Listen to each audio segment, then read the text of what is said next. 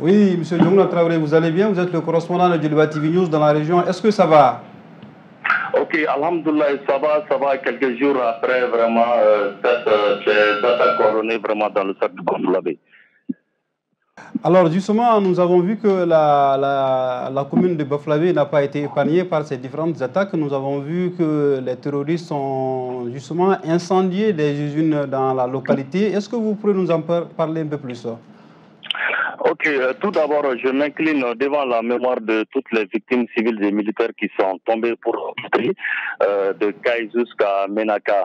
Effectivement, le mardi matin, nous nous sommes réveillés avec cette mauvaise nouvelle, notamment la présence d'hommes armés dans la commune de Bafoulavé, plus précisément dans certaines unités industrielles au niveau de Sénikeni, au niveau de Karaga, au niveau de Kangonteri également, qui sont effectivement des maillons puissants vraiment dans l'économie du secteur de Bafoulavé, en particulier sinon de la région de Kaï en général.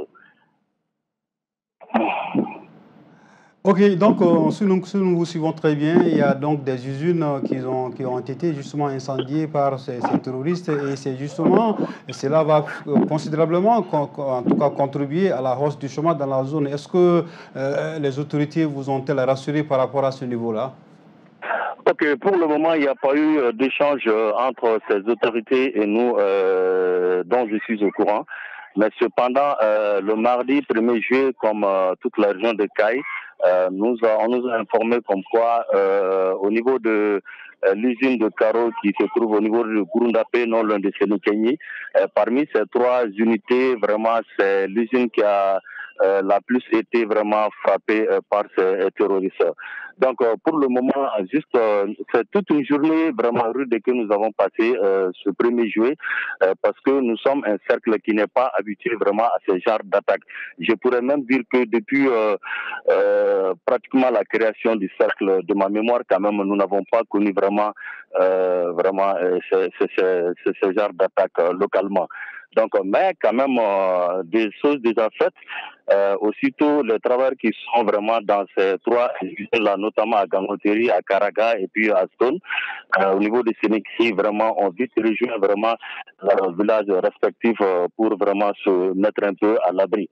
Parce que nous savons très bien que quand ces actes sont posés, les conséquences ne sont pas totalement immédiates, mais au-delà, il peut y avoir quand même d'autres situations. Donc, c'est pour quoi les travailleurs vraiment ont quitté les lieux jusqu'à 48 heures après.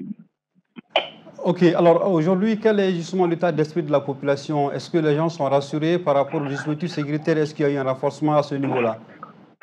Ok, cependant, depuis 2 ans à peine, il y a des efforts vraiment de l'État malien en cours avec le déploiement dans le centre de Baflavé d'un détachement militaire qui est là pour renforcer les efforts qui étaient là localement. Mais il faut reconnaître aussi que depuis des mois, l'alerte était quand même pratiquement la population avait signalé la présence vraiment de ces hommes armés dans le cercle de Oussoumidiania qui faisait partie vraiment de l'ancienne configuration cercle de Bafoulavé. Donc parfois, il y a cette présence vraiment de ces hommes armés donnait naissance vraiment à des fermetures soit de 24 heures ou de 48 heures de certaines écoles ou encore de certains services publics. Donc l'alerte a été donnée vraiment de leur présence dans cette partie vraiment de l'ancienne configuration cercle de Bafoulavé, sinon Oussoudiana actuellement. Bon, mais on ne s'attendait pas que vraiment ces attaques-là allaient vraiment se faire dans cette commune de Bafoulavé, surtout au niveau vraiment de ces industries vraiment qui sont vraiment un pilier vraiment de l'économie locale. Bon, cependant aussi avec, il y a une inquiétude qui est là aujourd'hui.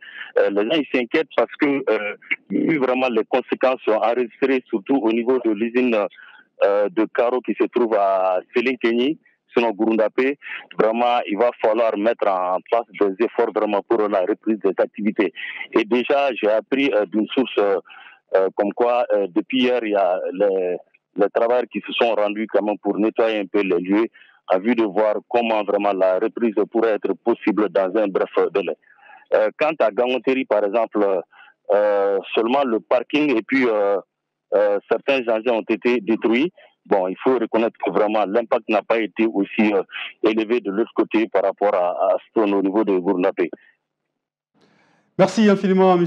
Djongunda Traoré. Je rappelle que vous êtes le correspondant de Djuliba TV News dans la région de Kaye. Merci d'avoir en tout cas répondu à ces différentes questions.